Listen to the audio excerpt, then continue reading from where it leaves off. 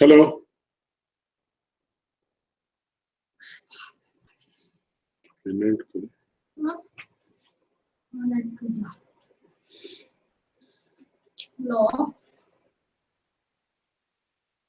Yo nityamachyutapadambujayugmarukma vyamohatastaditarani trinaya mene asmadguror bhagavatosya dayayika sindhoh Ramanujasya charanau sharanam prapadye akhila bhuvana janmasthema bhangadi leele vinata vividha bhuta vrata rakshayika dikshe Shrutishirasi vidipte brahmani srinivase bhavatu mama parasminche mushi bhakti rupa parashriya vachasudha upanishad duddhabdhi madhyodhritam samsaragni vidipana vyapagata pranatma sanjeevinim purvacharya surakshitam bahumati vyaghata durasthitam anitantu nijaksharai sumanaso bhaumah pibantvannaham.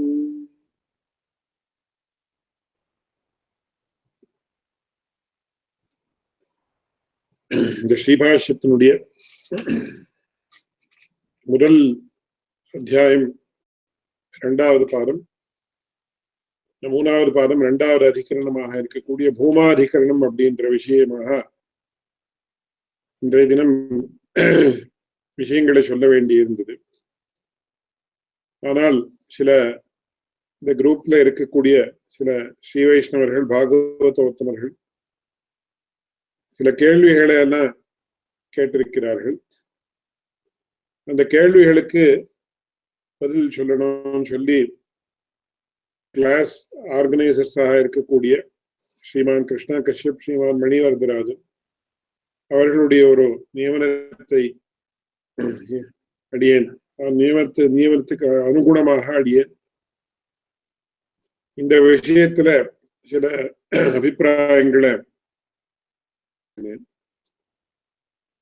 இதுல முக்கியமான கேள்விகள் எல்லாம்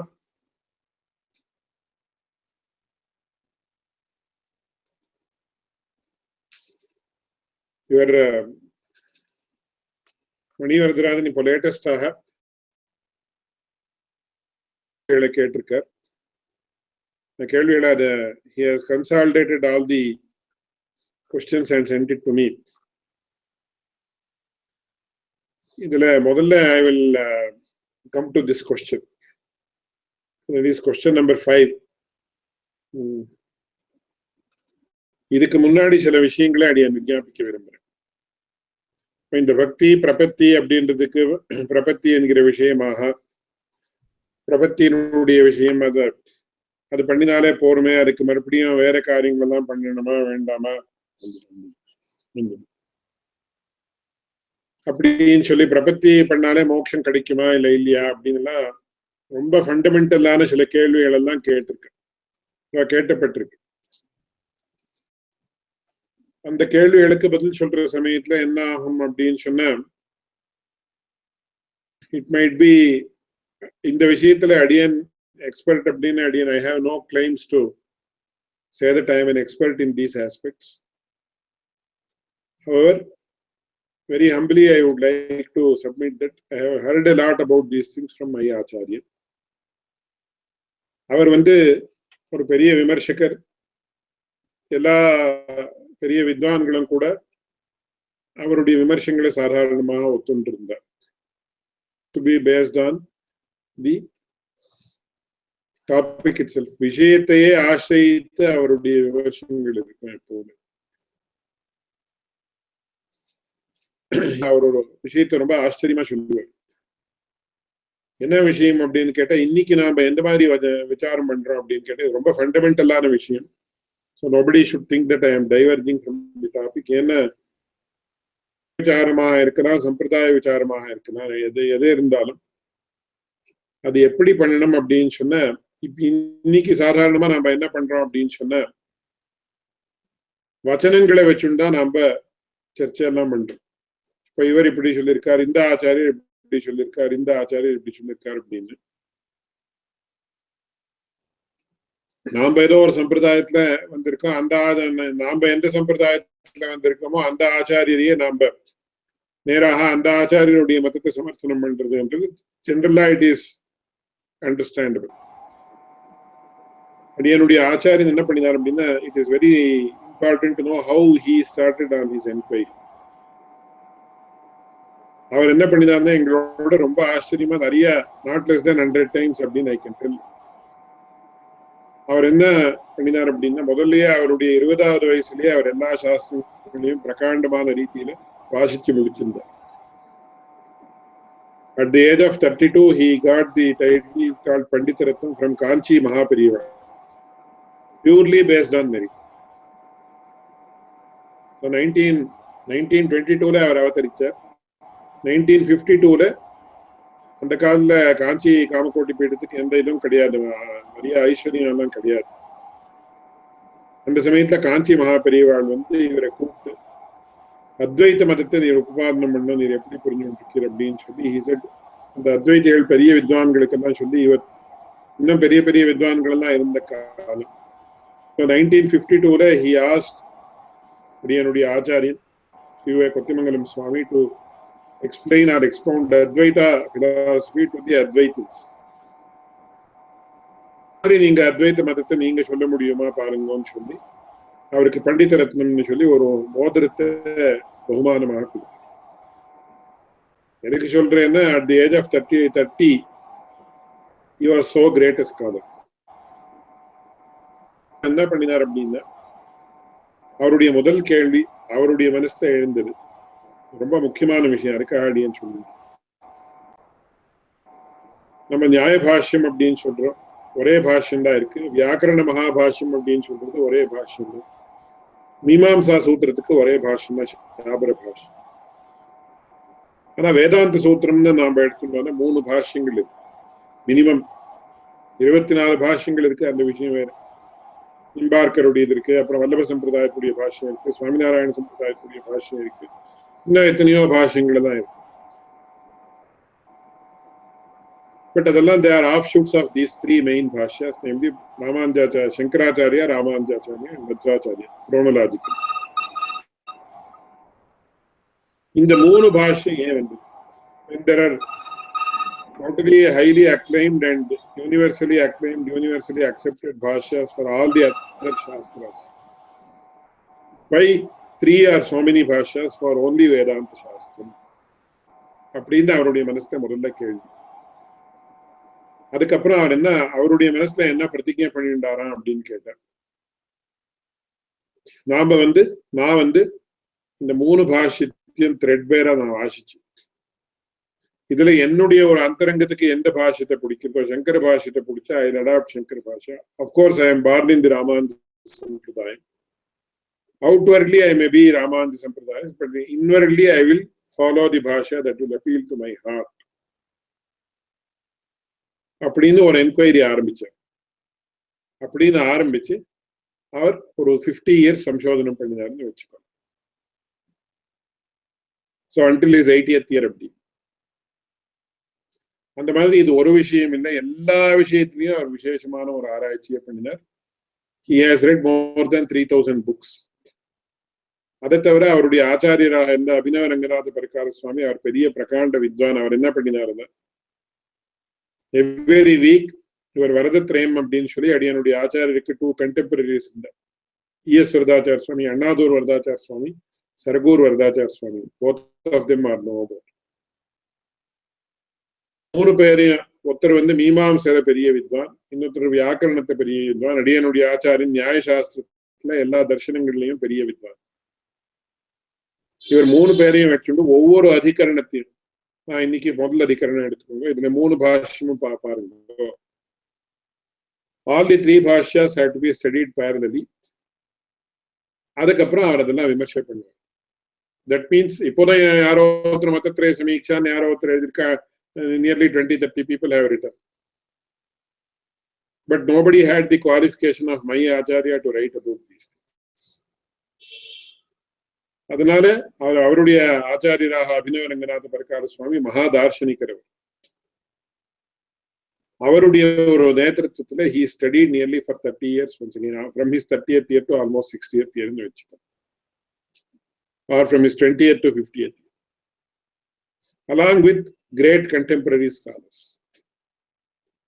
அதனால அவருடைய விசார சைலி விசாரதாரா அப்படின்றது விலட்சணமா இருக்கும். It will not be based purely on the vachanas. அதை தவிர அவருடைய வார்த்தையிலே சொல்றதா இருந்தா அவருக்கு பகவானுடைய ஒரு நிரவதிகமான அனுகிரகம் கிடைச்சது. அது எப்படி என்னன்னு it cannot be told in public.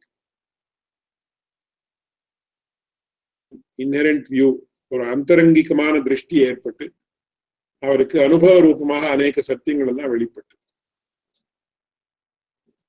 அந்த சத்தியத்துக்கு அனுகுணமாக அவர் என்ன பண்ணார், சாஸ்திரங்கள்ல ஒரு 1000 வருஷமாக நிர்ணயிக்கப்படாத அநேக விஷயங்கள்ல நிர்ணயத்தை காட்டியிருக்கார். தத்துவமுக்தா கலாபம் என்கிற கிரந்தத்துடைய வியாக்கியானம் சர்வங்கஷான் பேரு. அந்த கிரந்தத்திலேயே it is already been published. அதுக்கு முதல்ல சத்யான்வேஷனம் அப்படின்னு சொல்லி very very beautiful packed introduction, which is actually translated by Sri Krishna Kashyap. It can be made available. Enna fundamentally what are the problems that are plaguing the Vedanta philosophy அப்படின்றது ரொம்ப ஆச்சரியமா எழுதியிருக்காரு. So இந்த பிரபத்தியினுடைய விஷயம், சரணாகதியோ பக்தியோ இதோ எல்லா விஷயத்திலையும் he has had a very 360-degree view of knowledge. அந்த மாதிரி விடுத்தும் இருக்கு, டெப்த்தும் இருக்கு. இந்த மாதிரி இருக்கக்கூடிய ஒரு ஆச்சாரியன் நமக்கு இது வரைக்கும் there are many great scholars with very great capacities, but இந்த ஆச்சாரியருடைய ஸ்பெஷாலிட்டி, ஸோ இவருடைய ஸ்பெஷாலிட்டி எப்படி இருக்குன்னு we are not in any way deriding the speciality of other scholars. So பிரபத்தி சரணாகதி அப்படின்னு வந்த உடனே இன்னைக்கு என்னென்ன கேள்வி எல்லாம் கேட்கப்பட்டிருக்கோம், அந்த விஷயத்திலையும் என்னுடைய ஆச்சாரியனுடைய ஒரு விசேஷமான இன்சைட்ஸ் ரொம்ப முக்கியமாக இருந்தது. அதுல முக்கியமான விஷயம் என்னன்னா, அவர் ஒரு வார்த்தையை பிரதானமா சொல்லிட்டு இருந்தார், வச்சனங்கள் அப்படின்னு நம்ம எடுத்துட்டோம்னா எந்த வச்சனத்தை எடுத்துட்டாலும் ஒத்தரே கான்ட்ரடிக்டரியா சொல்லியிருக்காரு அப்படின்னு கூட ஆபாதனம் பண்ணலாம். பரஸ்பர ஆச்சாரியா இந்த சம்பிரதாயம் அந்த சம்பிரதாயம் எடுத்துட்டு யூ கேன் கோ ஆன் இவரை வச்சுனாது அவர் சரியில்லை இவர் சரியில்லை அப்படின்னு சொல்லிட்டு போறோம். ஆனா அவருடைய திருஷ்டி எப்படி இருந்ததுன்னா, நாம நேரா விஷயத்தினுடைய பெயர்லயே எனக்கு it should be based on the topic itself rather than the sayings of other acharyas. Sayings of acharyas are not being discredited in any manner. And the sayings of acharyas நம்ம எப்படி புரிஞ்சுக்கணும்னா, in what context he has mentioned it, to whom it has been mentioned, and when it has been mentioned. அதுக்காக அவர் என்ன சொல்லுவாருன்னா, கஸ்மை கேன கதாகுதः இதம் சர்வம் புரோக்தம் இது பரிசீலனீயம். அடிக்கடி இந்த கிளாஸ்ல கூட விஞ்ஞாபிக்கிறது உண்டு. 5 years old, the advice given to him is different. Advice given to him by his own father is different. 10 வருஷம் ஆச்சுன்னா அப்ப கொடுக்கக்கூடிய அட்வைஸ் வேற, 15 வருஷத்துல கொடுக்கக்கூடிய அட்வைஸ் வேற, 20 வருஷத்துல கொடுக்கக்கூடிய அட்வைஸ் வேற. இது நாளையும் ஒரு கான்டெக்ட்ல நம்ம கோட் பண்ணிட்டோம். என்ன சுவாமி இப்போ ஒன்னு சொல்றீர், அப்புறம் ஒன்னு சொல்றீர், அப்புறம் இன்னொரு தினம் இன்னொன்னு சொல்லிருக்கீர், you are totally contradicting each other அப்படின்னு. You are telling it to the same person, the speaker is also the same, listener is also the same அப்படின்னு. இல்ல, the context is different. Even within time the advice may differ. அதுதான் அடிக்கடி என்ன சொல்றேன் அப்படின்னா, இப்போ உதாரணத்துக்கு 5 வயசு குழந்தை கலாட்டை பண்ணிதான் என்ன பண்றாங்க, இப்போ விளையாடிக்க கூட அப்படின்னு சொல்லி. 10 வயசு குழந்தை கலாட்டை பண்ணிதான் சரியா படி அப்படின்னு சொல்லி. 16 வயசுல வேற மாதிரி இருக்கு. 10 வயசு குழந்தைக்கு ஒருவேளை அவனுக்கு வியாதி ஏற்பட்டிருந்த, suppose he is having some small pox or some other thing, அப்போ படிக்காத, இல்ல ஏதோ ஜாண்டிஸ் வந்திருக்கு, இது வந்திருக்கு, அது வந்திருக்குன்னு படிக்காத. Don't strain your eyes and mind, rest எடுத்துக்கோ, சும்மா படுத்துட்டு அப்படி. அதனால it depends on the person, it depends on the situation, it depends on the context. Criteria இருக்கு. அதனால வச்சனத்தையே வச்சுட்டு சண்டை போடாதுங்க. வச்சனத்தை இந்த எல்லா விஷயத்தையும் அனலைஸ் பண்ணி குரோனலாஜிக்கலா அரேஞ்ச் பண்ணி, யாருக்கு எப்போ எந்த சமயத்துல எதுக்காக எந்த உத்தேசத்தாலே சொன்னார், நல்லா ரெஸ்ட் எடுத்துக்கோ, இப்ப படிக்க வேண்டாம் அப்படின்னு சொன்னா, even after he recovers, is that advice valid? It is not valid. அதனால இந்த எல்லா ஃபேக்டர்ஸும் நம்ம மனசுல வச்சுட்டாதான் நமக்கு ஸ்பஷ்டமாக ஒரு விஷயத்தை நிர்ணயிக்க முடியும். அதுல அவர் சொல்லுவார், இந்த உபனிஷத் வாக்கியங்களையே இவ்வளவு சர்ச்சை வந்திருக்கு, இந்த எல்லா வாக்கியத்தையும் ஒப்பிடுங்க. ஆத்மான்றது உண்டா இல்லையா முதல்ல சொல்லுங்க. Let us start an inquiry like that. என்ன உங்க அபிப்பிராயம் என்ன? ஆத்மான்றது உண்டா இல்லையா? எந்த வச்சனமும் வேண்டாம். If a person is open-minded and he has the capacity to understand, I will convince him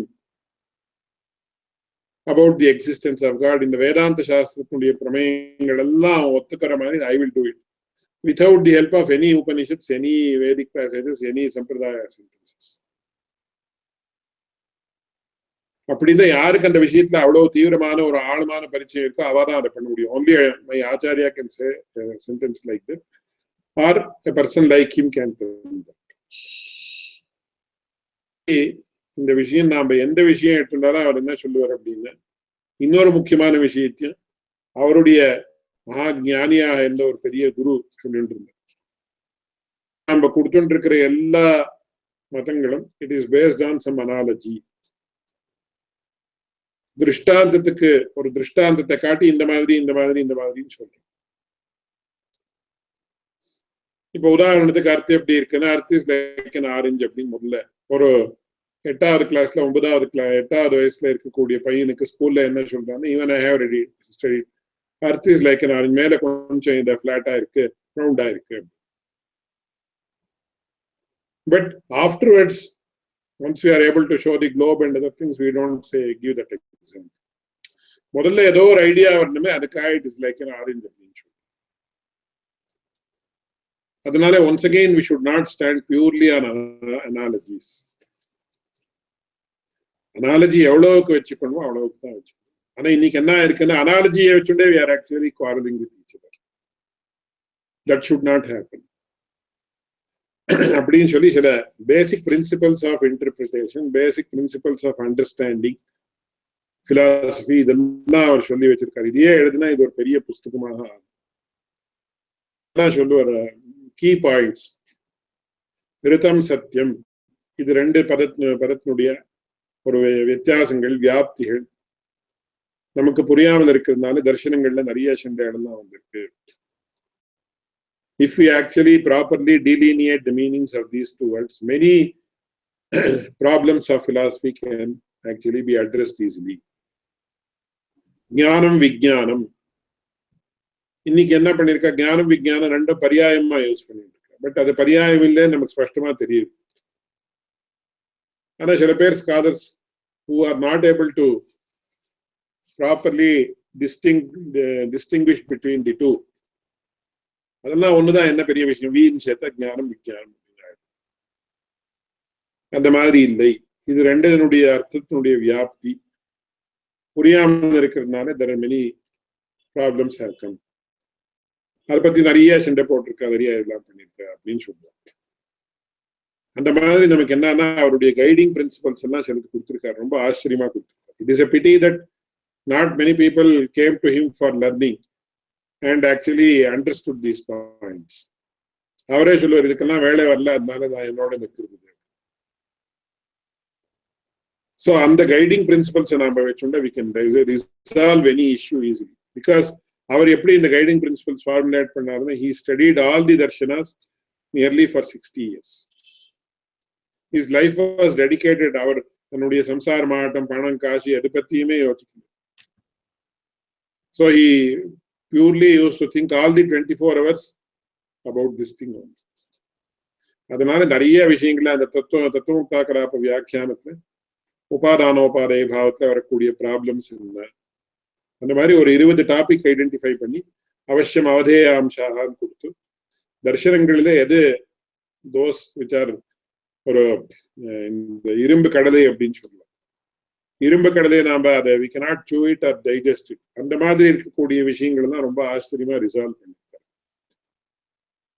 இந்த பிரபத்தி விஷயம், ஞானத்தினுடைய விஷயம், அதே மாதிரி உபாயத்துவம், இது இந்த விஷயங்கள் எல்லாம் he has resolved in a very beautiful way.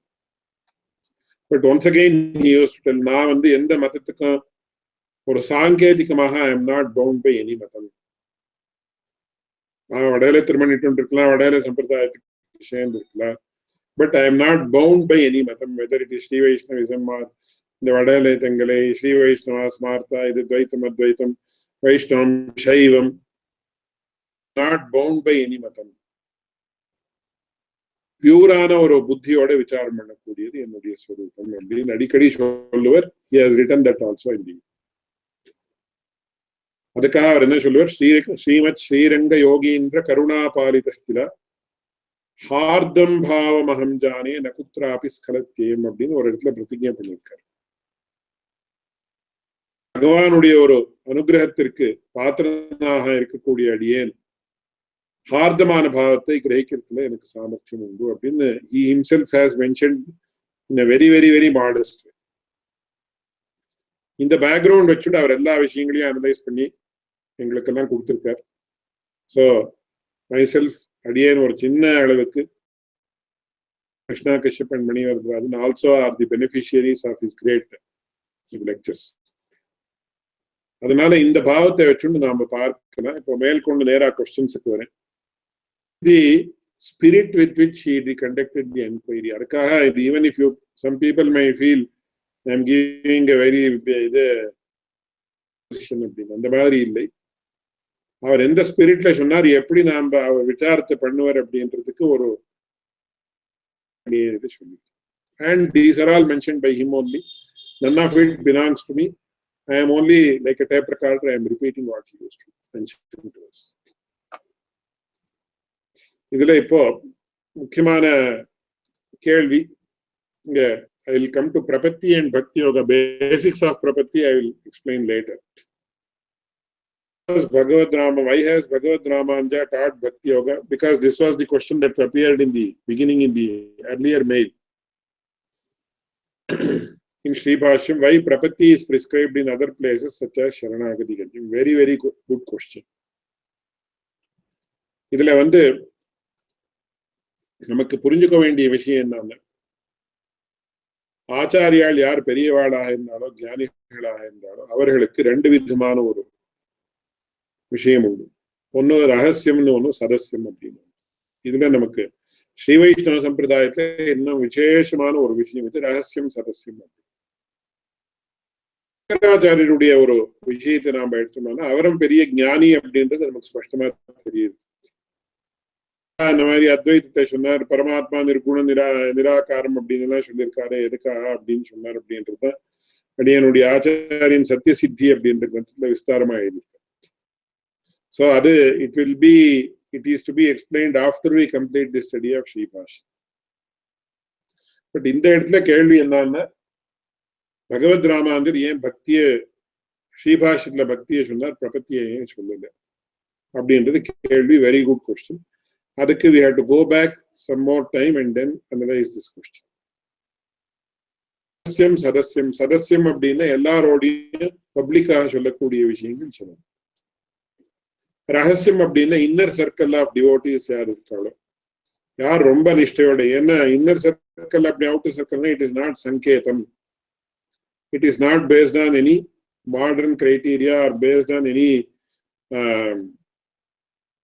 extraneous considerations அப்படின்னு சொல்றது. அந்த வேர்ட் யூஸ் பண்ணலாமா இல்லையா தெரியாது. லைக் யாருக்கோ ஒருத்தருக்கு பணம் இருக்குன்னா அவரை இன்னர் சர்க்கிள்ல சேர்த்துக்கோ, பணம் இல்லாதவா வெளியில சர்க்கிள்ல, இல்லை இன்னதோ ஒரு அட்வான்டேஜ், இன்னதோ ஒரு சேவை பண்ற, இன்னதோ இது பண்ற, அந்த மாதிரி எல்லாம் கூடிய ஆச்சாரியாளுக்கு கிடையாது.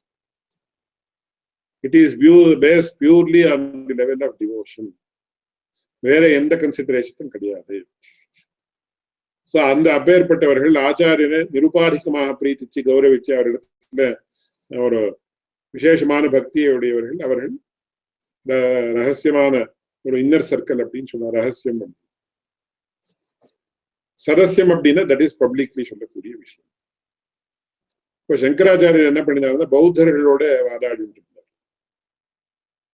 அவர் என்ன பண்ணினார் அப்படின்னா, ஞானமேவ மோட்ச சாதனம், ஞானம்தான் மோட்ச சாதனம், ஞானத்தை தவிர எதுவும் இல்லை அப்படின்னு வேத வாக்கியங்கள்ல சொல்லியிருக்கு அப்படின்னு சொல்றார். அதுக்கு முன்னாடி பௌத்தர்கள் வேத பிராமணியத்தை ஒப்புக்கொள்ளாதவர்கள் அவர்களிடத்துல சொல்றப்போ there also he proves that ஞானம் itself is the மோட்ச சாதனம். ஆனா அவருடைய இன்னர் சர்க்கிள் அவர் என்ன சொன்னார், யாருக்கு இந்த வேதாதிகள்ல அபிமானம் இருக்கோ கௌரவம் இருக்கோ பிராமணியத்தை ஒத்துக்கிறாளோ அவர்களுக்கு என்ன சொன்னார், பக்திரேவ மோட்ச சாதனம். பஜ கோவிந்தம் பஜ கோவிந்தம் கோவிந்தம் பஜ மூடமதே அப்படின்னு சொன்னார். வேதோ நித்தியம் அதீயதாம் ததுஜம் கர்மஸ்வனுஷ்டீயதாம் அப்படின்னு சொல்லி எல்லா இடத்துலயும் பக்தியை பிரதானமாக காட்டுறாங்க. நாராயண கருணாமய சரணங்கரவாணி தாவகம் சரணம் விஷ்ணு ஷட்பதி ஸ்தோத்திரத்துல ஸ்பஷ்டமாக சொல்றார். அதுக்கப்புறம் அங்க என்ன சொல்ற, கடைசியில நமஸ்காரோ அஷ்டாங்கா அப்படின்னு ஒரு ஆச்சரியமான பகவான் மானச பூஜா ஸ்தோத்திரம், அத்தியாச்சரியமான ஸ்தோத்திரம் சங்கராச்சாரிய. அங்க என்ன சொல்ற, அகம் அபிச்ச தாசா தவ விபோ கிருதம் சித்ரம் கிருதம் நிருத்தங்கீதம் ததபிச்ச ரமாகாந்த தைதம் அப்படின்னு சொல்லி அகமபிச்ச தாசஸ்தவ விபோ கிருதம் சித்ரம் பூர்ணம் குரு நமஸ்தேஸ்து பகவன் அப்படின்னு ஸ்பஷ்டமாக அவருடைய ஸ்தோத்திர சாயத்தின நாம கவனிச்ச சந்தர்ப்பத்துல அவர் என்ன சொல்றாருன்னா, பக்தி தான் மோட்ச சாதனம் அப்படின்னு ஸ்பஷ்டமா காட்டுறார். மோட்ச சாதன சாமகிரியாம் பக்திரேவ கரியேசி அப்படின்ற கிரந்தத்துல அவர் என்ன சொல்றார், மோட்ச சாதன சாமகிரியாம் பக்திரேவ கரியேசி. மோட்ச சாதனங்கள் எல்லாம் நாம எடுத்துட்டோம்னா பக்தி தான் பிரதானோபாயம் அப்படின்னு சொல்றோம்.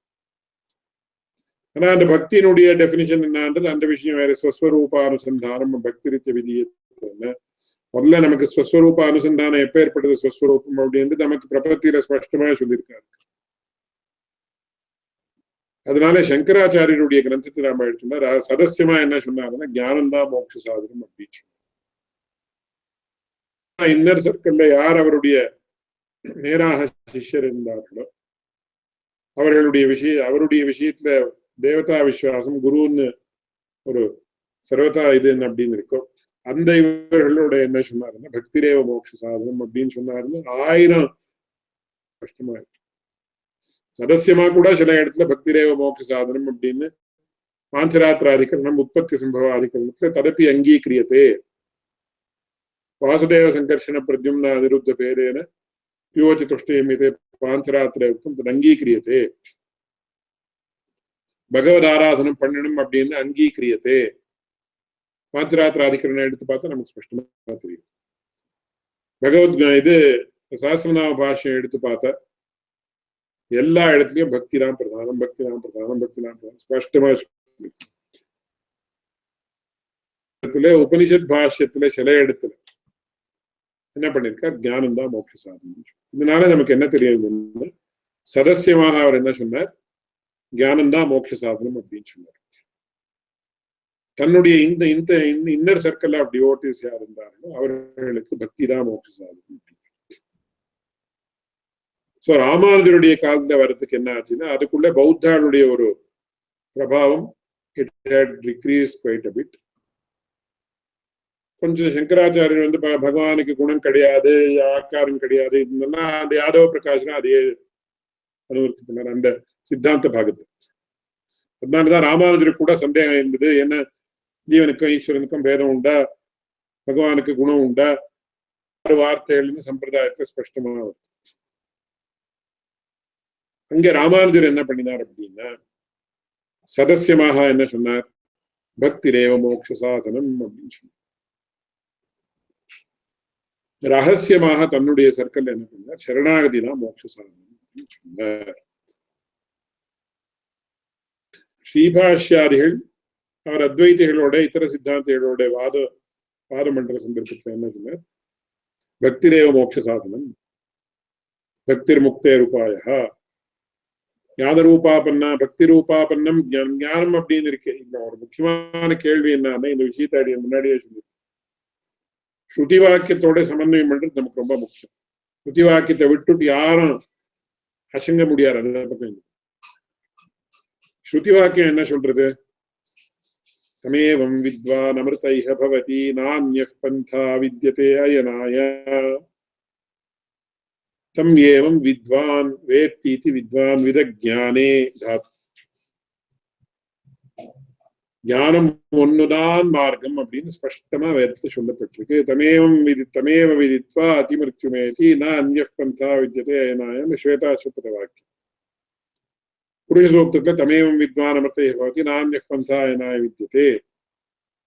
மேற்கொண்டு மறுபடியும் உத்தரானுவாக்கத்திலையும் வருது. நான்ய பந்தா வித்யதே அயனாய அப்படின்னு மறுபடியும் இட் இஸ் ரீஇட்டரேட்டட். ஸ்ருதி வாக்கியத்தோட சமன்வயம் பண்ணிதான் ஆகணும். பிகாஸ் நம்ம எல்லா வேதாந்தம் அப்படின்னாலே சித்தாந்தம் அப்படின்னாலே ஸ்ருதியை பேஸ் பண்ணிதான் இருக்கு. சோ அதனால என்ன பண்றாரு சதசியமா சொல்றப்போ அந்த ஞானம் அப்படின்னால சங்கரர் சொன்ன ஞானத்தை சொல்லணும். பக்தி ரூபாபன்னம் ஞானம் அப்படின்னு என்ன சொன்ன சரணாகதி தான் மோட்ச சாதனம். அப்போ சரணாகதி தான் மோட்ச சாதனம்னா உடனே கேள்வி என்ன வருது? பக்தி மோட்ச சாதனமா சரணாகதி மோட்ச சாதனமா அப்படின்னு கேள்வி. இதுக்கு முன்னாடியும் அதே கேள்வி வருது. என்ன சுவாமி ஞானம் மோட்ச சாதனமா பக்தி மோட்ச சாதனமா சொல்லுங்க அப்படின்னா ரெண்டுக்கும் விரோதம் கிடையாது. பக்திக்கும் விரோதம் உண்டு அப்படின்னு வந்ததுன்னா அதுக்கு ரெசல்யூஷன் எப்படின்னா பகவத்கீதையிலேயே பெருமாளே சொல்லியிருக்கார். என்ன சொல்லியிருக்கார்? யத் சாங்க்யை பிராப்யதே ஸ்தானம் தத்யோகைரபி கம்யதே சாங்க்யஞ்ச யோகஞ்ச யஃ பஷ்யதி ச பஷ்யதி ஏகமப்யாஸ்திதः சம்யக் உபயோர்விந்ததே பலம். சாங்கியம் அப்படின்னா ஞான மார்க்கம், யோகம் அப்படின்னா பக்தி மார்க்கம். யோகம்னா இன்னைக்கு சரீரத்தை எப்படி வளைக்கிறது அப்படி வளைக்கிறது, அது யோகம் இல்லை. அதுக்குதான் யோகி அப்படின்னா பக்தி யோகி அப்படின்னு அர்த்தம். தபஸ்விபியோ அதிகோ யோகி ஞானிபியோ மதோதிகா கர்மிபியஷ்டாதிகோ யோகி தஸ்மாத் யோகி பவார்ஜுன. இந்த ஞான மார்க்கத்துக்கும் பக்தி மார்க்கத்துக்கும் விரோதம் உண்டான விரோதம் கிடையாது. என்ன பலம் ஒண்ணுதான். எத் சாங்கியை பிராபியதே சாங்கியாளுக்கு என்ன ஒரு மோட்சம் கிடைக்கிறதோ யோகைரபி கம்யதே ஏகம் சாங்கியஞ்ச யோகஞ்ச யஃ பஷ்யதி ச பஷ்யதி. ஒன்னும் யார் புரிஞ்சுக்கிறானோ அவனுக்கு தான் சரியாக விஷயம் தெரியும். அவளோட நிறுத்தல. ஏகமப்யாஸ்தித சம்யக் உபயோர் விந்ததே. பக்தி யோகத்தை யார் ஆசிரித்து உபாசனம் பண்றாங்களோ அவர்கள் ஞான யோகத்தினுடைய பலத்தையும் அடைகிறார்கள். சரி, இன்னொரு யோகம் வேற இருக்க சுவாமி கர்மயோகம் அப்படின்னு, அதுக்கு என்ன சுவாமி அப்படின்னு யாமுனாச்சாரியர் அதுக்காக சொல்றார், சிரமப்பட்டுறார். கீதார்த்த சங்கிரகத்துல திரயாணாம் அபி யோகானாம் திரிபிரன்யோன்ய சங்கமஹா. யாமுனாச்சாரியர் கீதார்த்த சங்கிரகம் அற்புதமான கிரந்தம். என்ன சொல்றார்? கர்மயோக தபஸ்தீர்த்த தான யஜ்ஞாதி சேவனம். இதெல்லாம் ரொம்ப விஸ்தாரமா விவரித்து சொல்ல வேண்டிய விஷயம். கர்மயோக தபஸ்தீர்த்த தான யஜ்ஞாதி சேவனம். ஞானயோக ஜிதஸ்வாந்தைஹ பரிசுத்தாத்மனி ஸ்திதிஹ பரைகாந்திய பிரீத்யா தியானாதிஷு ஸ்திதிஹ. தியானம் தான் பக்தி யோகத்துக்கு பிரதானம் அப்படின்ற இதை சொல்லிட்டு உடனே என்ன சொல்ற? திரயாணாம் அபி யோகானாம் திரிபிரன்யோன்ய சங்கமஹா. மூணு யோகமும் கடைசியில ஒண்ணுக்கு ஒண்ணு சேர்ந்து விடுறது. அதனால நமக்கு என்ன தெரியுது? ஞானமும் பக்தியும் வேற இல்லை. வேற இல்லைன்னா என்ன? பலத்தா இட் இஸ் நாட் டிஃபரெண்ட். அதனால இது ரெண்டுக்கும் கான்ட்ரடிக்ஷன், ரெண்டுக்கும் விரோதம்னு. விரோதம்ன்றது எந்த திருஷ்டியில அப்படின்னா இது காட்டிலும் சுலபம். அதிகதரஸ்தேஷாம் அவ்யக்தாசக்த சேதசாம் அவ்யக்தாஹிகத துக்கம் தேகவத்திர் அவாப்தி. இந்த கான்டெக்ஸ்ட் ஆஃப் பக்தி யோகா ஞான யோகம் ரொம்ப சமமான விஷயம். ஏன்னா அவ்யக்தோபாசனம் அதுல இருக்கு, நிராகாரமான பரமாத்ம உபாசனம் அதுல இருக்கு. அது முடியாது. நிராகாரமான வஸ்துவை பத்தி தியானம் பண்ண எப்படி முடியும்? அதனால பக்தியை சொல்லி பக்தியா துவனன்யா சக்கியா அகமேவம் விதோர்ஜுன ஞாத்தும் திரஷ்டும் ச தத்வேன பிரவேஷ்டும் ச பரந்தபா. அதனால ஞானத்துக்கும் பக்திக்கும் ஞானத்து காட்டிலும் பக்தி யோகம் சுலபம்.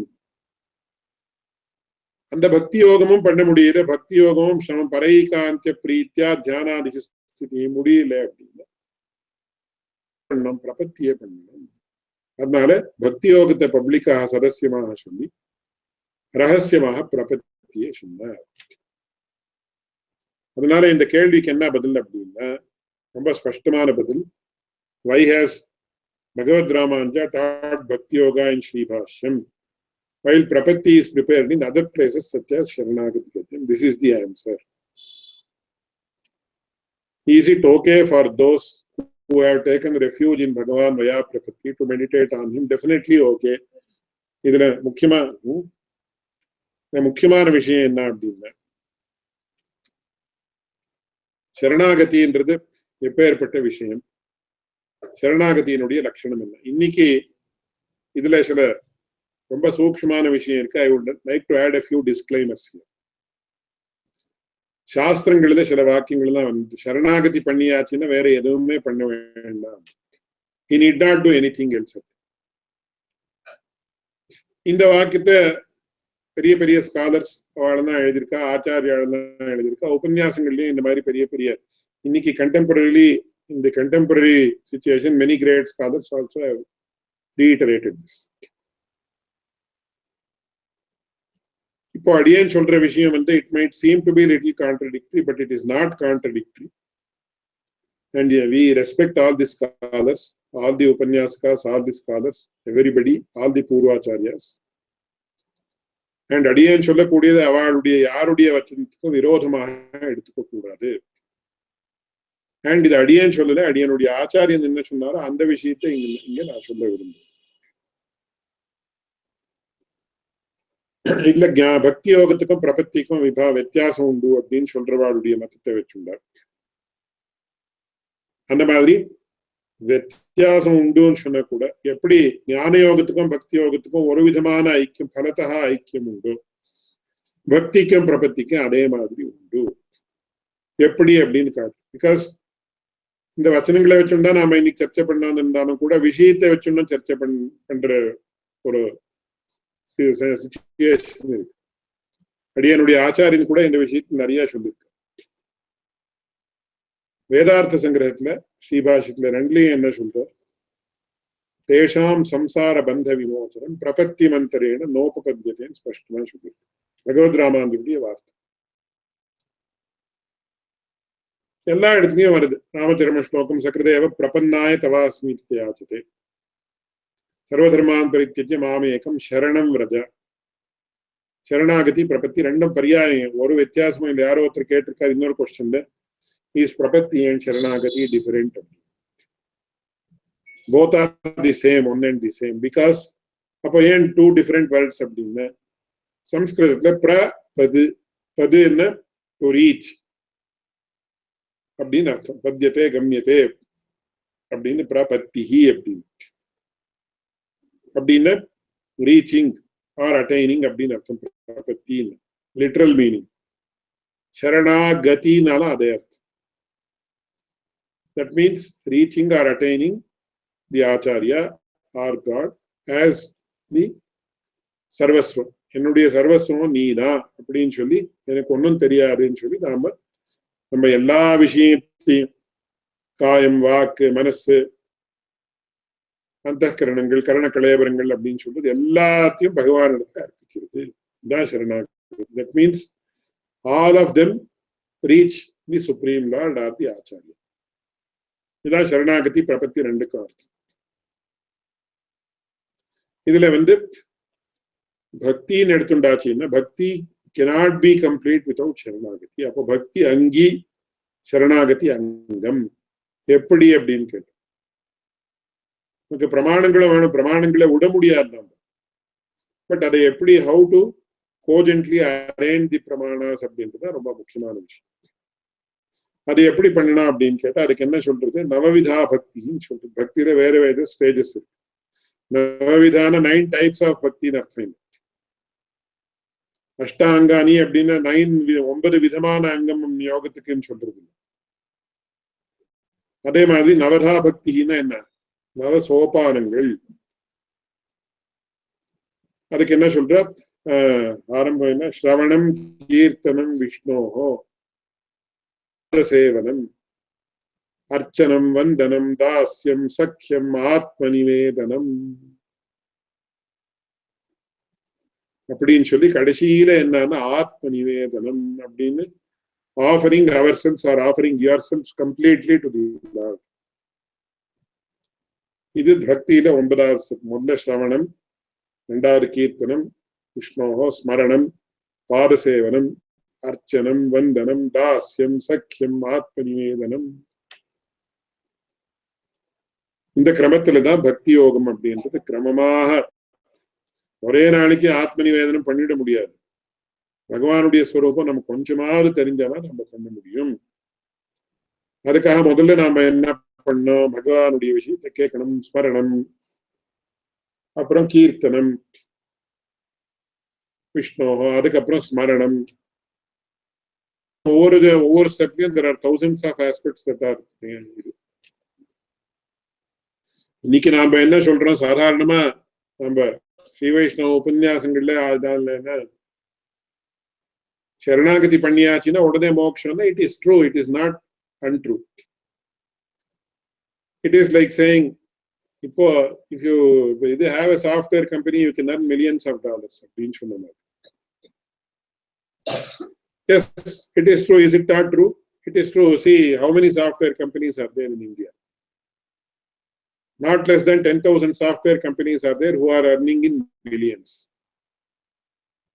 அதனால சாஃப்ட்வேர் கம்பெனி வச்சேன்னா 1000 you can mint money like millions of dollars you can earn. See இது Microsoft is there, Microland is there, அது இருக்கு, இன்டெல் இருக்கு, இது இருக்கு, அது இருக்கு, அது இருக்கு, இந்தியாவிலே டிசிஎஸ் இருக்கு, இன்ஃபோசிஸ் இருக்கு, விப்ரோ இஸ் தேர், இது இருக்கு, அது இருக்கு. So many companies are there. Thousands of companies are there who are earning in millions of dollars. So this said, is it not true? It is completely true. சரி, இன்னைக்கு நான் software company இன்னைக்கு ஆரம்பிச்சேன், இன்னைக்கு எனக்கு $1 million வருமா அப்படின்னு கேட்டா இல்ல. there are so many conditions that need to be fulfilled. Condition அப்படின்னா என்னுடைய பிசினஸ் மாடல் சரியா இருக்கணும், எந்த ஃபீல்ட்ல சாஃப்ட்வேர் எழுதணும் நான் தெரிஞ்சுக்கணும், இது personal who can write the software, இல்ல am I going to do some application software like Microsoft Office which can be used universally, or am I going to do some software, develop software for some specific sector, medical ஃபீல்டுக்கு வேண்டிய software நான் prepare develop பண்றேன்னு சொல்றேன். இன்னொருத்தர் Adobe Photoshop மாதிரி நான் பண்றேன் அப்படின்ற, இன்னொருத்தர் கொரல் டிரா மாதிரி பண்றேன், நான் ஒரு சாஃப்ட்வேர் டெவலப் பண்றேன் அப்படின்னு சொல்றேன். Then you have to have the right personal, you have to right it properly. அது எல்லாருக்கும் application software which can be universally used அப்படின்னா பண்ணணும், இது பண்ணணும். எத்தனை ஃபேக்டர்ஸ் இருக்கு? Not less than 100 factors if I can இது list them.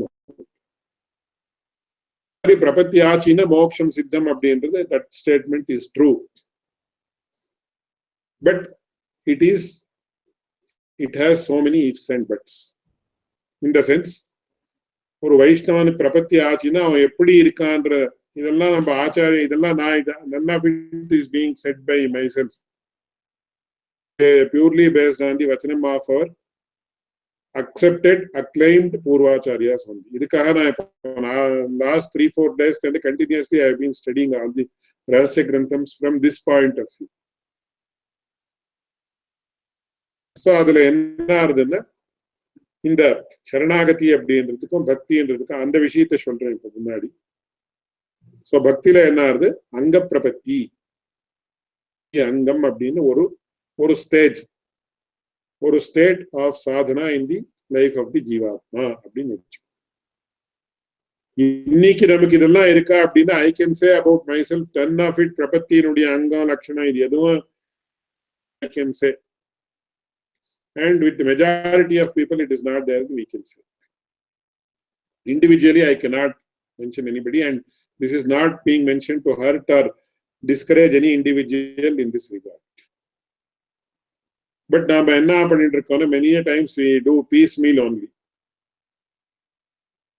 அதனால அதை முதல்ல சொல்றேன். அதனால அங்க பிரபத்தின்னு ஒரு பட்சம். அங்க பிரபத்தின்னா பக்திக்கு பிரபத்தி அங்கம். எப்படி பிரபத்தி அங்கம் அப்படின்னு பாருங்க. ஸ்பஷ்டமா நவவித பிரபத்தி எல்லாரும் ஒத்துண்டு இருக்கா. பாகவதத்துல சொல்லிருக்கு. பக்தி யோகம் அப்படின்றது எப்படி உண்டாருது அப்படின்னு ஸ்பஷ்டமா சொல்லியிருக்கு. அந்த பக்தி யோகத்துல முதல்ல என்ன சொல்றது? ஆத்ம கடைசியில ஆத்ம நிவேதனம்.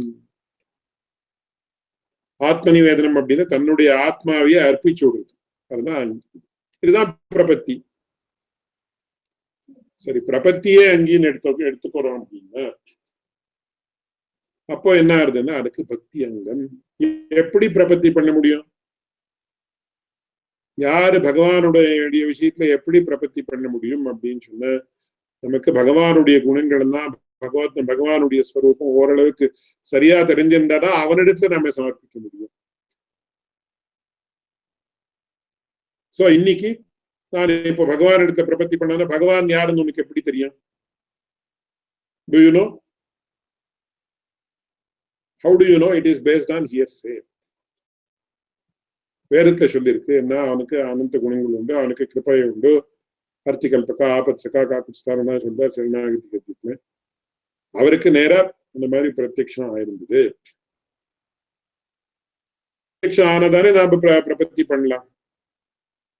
அந்த பிரத்யக்ஷம் எப்படி ஏற்படுறது? பக்தியாலேதான். பக்தியாமாம் அபிஜானாதி யாவான் நிஷ்டாஸ்மி தத்துவதா.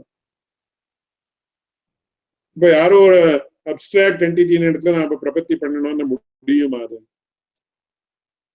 அப்படின்னு முடியாது. பகவானுடைய ஸ்வரூபம் தெரிஞ்சாதானே நமக்கு அப்புறம் நாம இது பண்றது. அவனிடத்துல பிரபத்தியே பண்ண முடியும்.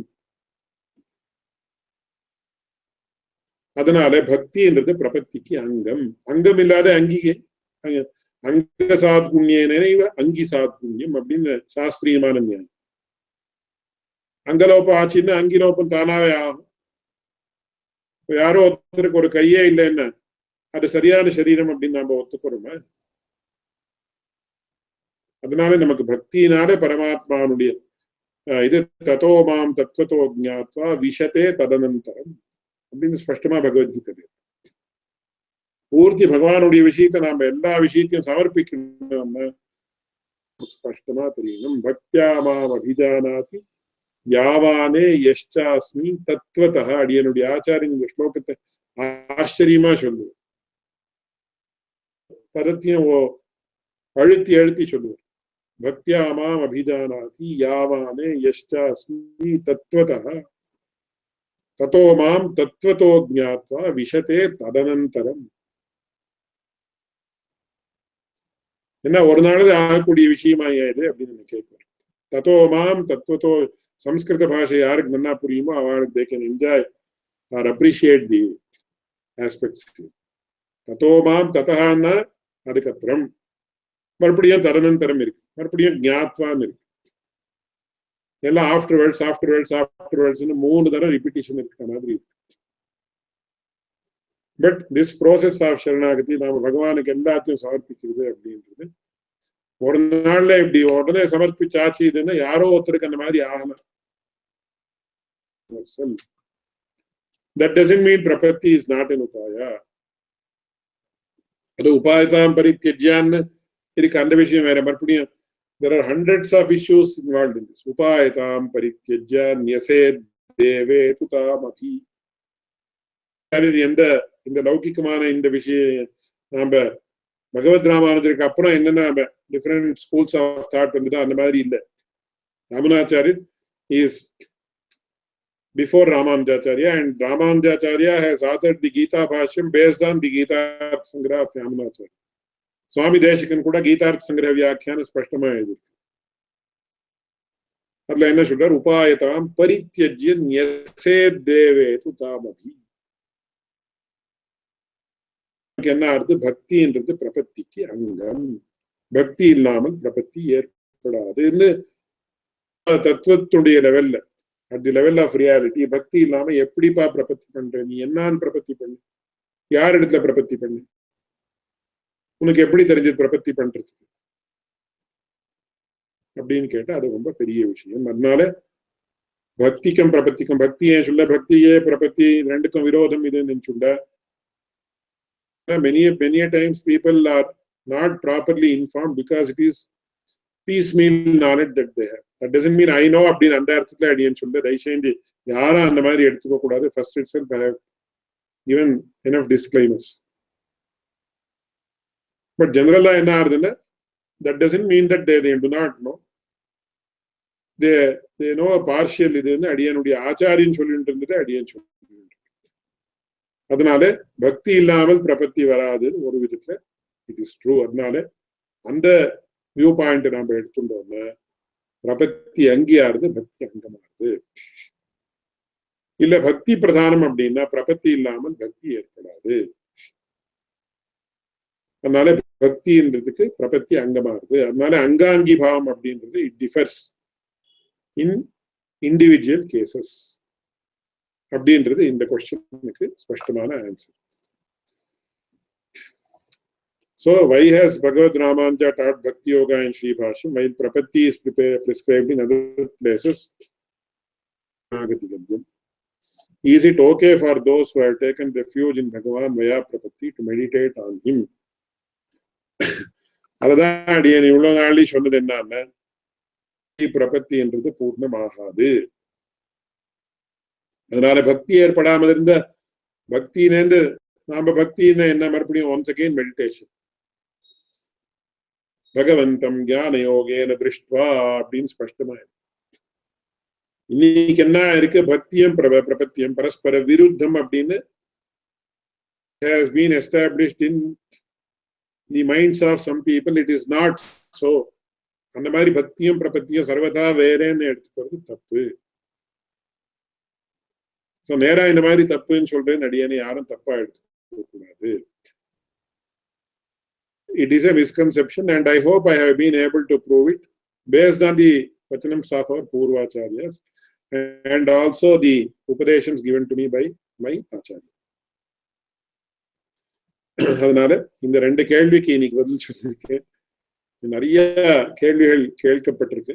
So I hope I have been able to clarify at least one or two things in this class. Already it has taken 1 hour. So direct கேள்வி என்ன, it can be interactive also. Many people can also join in the discussion and we can have a small discussion now. So வந்து 2 class ஆனாலும் பரவாயில்ல, நிதானமா இதை இன்னைக்கு ரொம்ப நல்லா இருந்தது, வெரி வேல்யூபிள். இன்னும் எவ்வளவு அவளுக்கெல்லாம் கொஸ்டின் வரலாம். ஃபார் எக்ஸாம்பிள் ஆச்சாரிய நிஷ்டை தான் போருமா அப்படின்லாம் கொஸ்டின் வருது. இல்லையா எனக்கு பக்தி இல்லை, ஆச்சாரிய நிஷ்டையிலேருந்து பக்தி வந்துடலாமே, that is enough அன்றதெல்லாம் வருது, right? This is not an easy set of questions. Please take one more class. It doesn't matter. இன்னைக்கு முடிக்கணும்ன்ற ஒரு நாளை ஒன்றும் பண்ண வேண்டியதில்லை. ஒரு கிளாஸ் இன்னொரு கிளாஸ் இருந்தா கூட இதுல see, we don't want to address this again. Just let us finish this off and then continue with the Sribhashyam afterward, next class or something. Okay. இதுல என்ன முக்கியமான விஷயம்னா, நான் இப்போ last 3 days as per the instructions or the advice given by Sriman Krishna Kashyap, I have been studying lot of the Rahasya Granthas from this point of view. So நான் இன்னைக்கு சரணாகதி தீபிகா கிரந்தத்தை நான் விஸ்தாரமா பார்த்தேன். அப்புறம் இது பிள்ளைலோகாச்சாரியருடைய இது கூட வாசிச்சேன். நான் அதுல எல்லாம் முன்னாடி வாசிச்சிருந்தாலும் கூட I didn't want to be tentative or something like that. I wanted to be sure of what the acharyas have mentioned. Just I would like to tell one more thing. The பிரபத்தியினுடைய விஷயத்துல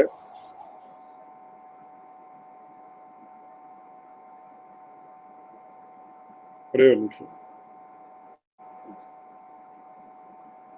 சரணாகதி தீபிக்கையில ஒரே ஒரு விஷயத்தை சொல்லி அடிக்கிறேன். ரதவா பகவம் ஸ்ததுக்தி தன்னிஷ்ட சம்சய இதீவ விகல்பியமானம் யங்கஞ்சிதேகமுபபாதயதா த்வயைவ த்ராதாஸ்தரந்த்யவசரே பவினோ பவாப்தி அப்படின்னு இருக்கு. இதே சுவாமி தேசிகனுடைய ஸ்லோகம் சரணாகதி தீபிக்கையில 16வது ஸ்லோகம். இங்க என்ன சொல்றார் அப்படின்னா, பக்தி பிரபத்தி ரதவா பகவம் ஸ்ததுக்தி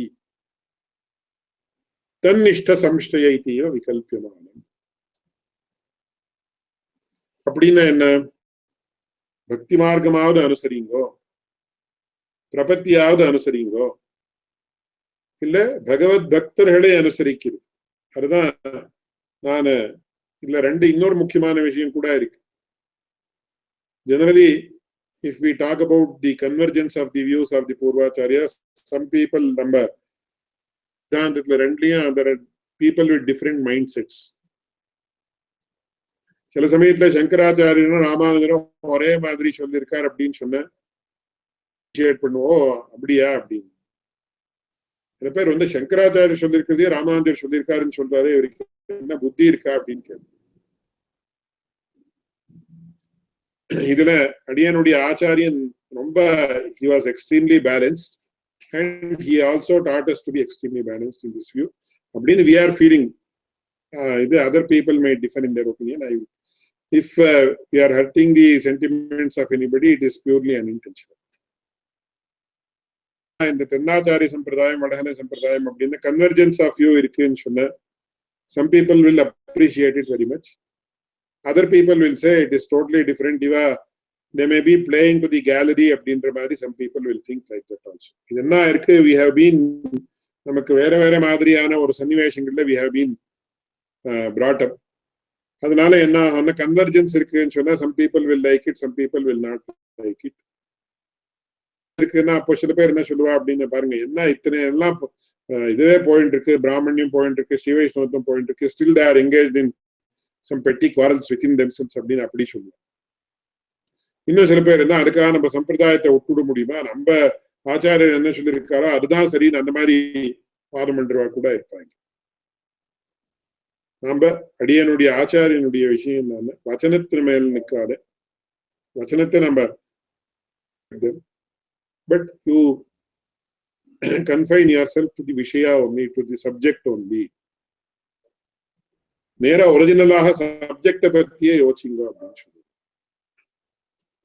அந்த மாதிரி யோசிக்கிற சந்தர்ப்பத்தை நமக்கு என்ன தெரியுதுன்னா, இங்க நமக்கு ஸ்பஷ்டமா என்ன தெரியுதுன்னா, இவர் என்ன சொல்றார், இந்த ஸ்ரீவச்சன பூஷணத்துல அவர் என்ன சொல்றார், எனக்கு பிரபத்தி, பிரபத்தியில் அசக்தனுக்கு இது அப்படின்னு சொல்லி ஆச்சாரியாபிமானம் தான் பிரபத்தி போலே உபாயாந்தரங்களுக்கு அங்கமுமாய் சுதந்திரமுமாய் இருக்கும் அப்படின்னு சொல்லி ஆச்சாரியாபிமானமே உத்தாரகம் அப்படின்னு சொல்லியிருக்கார், ஸ்பஷ்டமா சொல்ற. எப்படி இதுன்னா அது இங்க காட்டுற. I am surprise that Swami Desikan also gives that view only very specifically. எப்படி ஆச்சாரியாபிமானமே உத்தாரகம் அப்படின்னா அதுதான் இந்த ஸ்லோகத்துல அவர் என்ன சொல்றார், பிரபத்தி ரதவாத் பகவம் ஸ்ததுக்தி தன்னிஷ்ட சம்ஸ்ரயா. அந்த பகவானுடைய விஷயத்துல யாருக்கு இதா இருக்காளோ அவர்களை ஆசிரியிக்கிறது, பகவத் பக்தர்களை ஆசிரியிக்கிறது. அதுதான் ஆச்சாரியாபிமானம். ஆச்சாரியாபிமானம் அப்படின்னா என்ன, அபிமானத்துக்கு ஞானியாக இருக்கக்கூடிய ஆச்சாரியனுடைய அபிமானத்துக்கு பாத்திரமாக வேண்டும். அப்படி இருந்தா என்ன ஆகணும், ஒரு பெரிய மகா ஞானியினுடைய கதையில ஒரு கதை வருது. அவருக்கு பரமாத்ம சாட்சா்காரம் ஆயிருக்கு. அவர் என்ன பண்றாரு அப்படின்னா, அவரிடத்துல ஒரு பக்தன் ஒன்று இருக்கு. அவரிடத்துல அவனு அந்த யார் பக்தர் இருக்காரோ பகவத் பக்தர், அந்த பக்தருடைய விஷயத்துல அவனுக்கு ரொம்ப பிரீத்தி பக்தி. அவர் என்ன சொல்றாரு, பகவானோட வார்த்தையை சொல்லக்கூடியவர். அவர் என்ன சொல்றாரு, பகவானே தயவுசெய்து இங்க வரானே இந்த பையன், அவனுக்கு உன்னுடைய ஸ்வரூபத்தை ஒரு தரம் காட்டி கொடுப்பார். அதுக்கு பகவான் அவனுக்கு என்ன சொல்றாரு, இல்ல இல்ல அவனுக்கு பிராப்தியே கிடையாது, அவனுக்கு எவ்வளவோ தோஷங்கள் தான் இருக்கு, அவனுக்கு எப்படிதான் என்னுடைய ஸ்வரூபத்தை காட்ட முடியும், தயவுசெய்து காட்டலாமே அப்படி. அந்த மாதிரி கதையில ஹிஸ்டாரிக்கல்லா அவனுக்கு ஒரு க்ஷணம், சரி நீ சொல்றேன்றதுக்காக அவனுக்கு ஒரு க்ஷணம் நான் பகவானை காட்டுறேன், என்னுடைய ஸ்வரூபத்தை காட்டுறேன்னு சொல்லி ஒரு க்ஷணம் அவனுக்கு பகவானுடைய பிரத்யக்ஷம் ஏற்பட்டதுன்னு கதையில வரும். சுவாமி தேசிகனுடைய இதை நம்ம இங்க பிடலோகாச்சாரி இந்த மாதிரி சொல்லியிருக்காரு அப்படின்னு சொல்லி இதெல்லாம் ஒரு பக்கத்துல படிச்சுட்டு, இன்னொரு பக்கத்துல சுவாமி தேசிகனுடைய ஸ்ரீ சூக்தி அங்க என்ன சொல்ற, நிஜமபி பதம் தேசிகாதேசகாங்ஷி. ஆச்சாரியனுடைய ஆதேசம் வந்ததுன்னா, ஆதேசம்னே சொல்றேன் இந்த கதையில அடியன்னு சொன்னது ரிக்வெஸ்ட். பட் பகவத் பக்தனாக பகவத் சாட்சா்காரம் ஆயிருக்கக்கூடிய ஒரு ஆச்சாரியனுடைய ஒரு ஆதேசம் உண்டாச்சுன்னா அவசியமாக கொடுக்கிறேன். அதனால தத்தே ரங்கி நிஜமபி பதம் தேசிகாதேச காங்கி ஸ்பஷ்டமா சுவாமி தேசிகன் சொல்றார். இங்கே என்ன சொல்ற, தன்னிஷ்ட சம்ஸ்ரயோவா அப்படின்னு சரணாகதி தீபிகையினுடைய 16வது ஸ்லோகம் பாருங்க. இங்க ஸ்ரீவச்சன பூஷணத்தை சொல்லியிருக்கிறதுக்கு எனக்கு என்ன வித்தியாசம் இருக்கு? அதனால நம்ம when we see both the views, இது it is highly convergent அப்படின்றது நமக்கு ஸ்பஷ்டமா தெரியுது. But I am not saying this to play to any gallery by saying ரெண்டும் ஒண்ணுதான் அப்படின்னு ஐக்கியத்தை சொல்லணும்ன்ற உத்தேசத்தால சொல்லல. இந்த மாதிரி ஐக்கியம் சொல்லவே கூடாதுன்னு அந்த மாதிரி இருக்கிறவாளுடைய அவர்களை விரோதிக்கணும்னு கூட அந்த மாதிரியும் சொல்லுவோம். ஸோ ஒரு நிர்மத்சரமான திருஷ்டியில நாம பார்த்தோம், நமக்கு with minor differences in the sense in different contexts based on different adhikaris. கொஞ்சம் வித்தியாசங்கள் எந்த அர்த்தத்துல இந்த அர்த்தத்துல நாம வச்சுக்கணும். அதனாலதான் இவர் சுவாமி தேசிகனை கடைசியில என்ன சொல்றார், ஆச்சாரியர் பகவத் ராமானுஜருடைய அனுயாயிகளில் நிர்வாக பேதம் இருக்கே தவிர அபிப்பிராய பேதம் கிடையாது அப்படின்னு ஸ்பஷ்டமா சொல்றார். நமக்கு மணவாள மாமுனிகள் கூட சுவாமி தேசிகனுடைய விஷயத்துல அபியுக்தர் சொல்லுவார் அப்படின்னு சொல்லி எந்த இடத்துலயும் எந்த ஒரு தீக்ஷ்ணமான வார்த்தையும் உபயோகப்படுத்த மாட்டார். Since these issues have come to the fore, I am mentioning all these things. அதனால யாரும் எந்த திருஷ்டிலையும் அதை தப்பா எடுத்துக்க கூடாது. It is not we are not contradicting any acharya, any upanyasakan, etc. So இந்த பிரபத்தியினுடைய விஷயம் மேல்கொண்ட இந்த questions and answers எல்லாம் it will continue in the next class. வேற ஏதாவது கேள்வி இருந்தா கேட்கலாம். அதே ஒரு ஸ்மால் டவுட் கேட்கலாமா? கேளுங்க. பக்தி இருக்கிறவன் தான் பிரபத்தி, bhakti is prerequisite for பிரபத்தின்னு நீங்க சொன்னீங்க இல்லையா? Bhakti means what is actually bhakti means? It is said in the book. Ramanacharya ஸ்பஷ்டமா சொல்லியிருக்கார், பக்தி yoga பரைகாந்திய பிரீத்யா தியானாதிஷு ஸ்திதின்னு. that requires some explanation. I will give that in next class. அதே.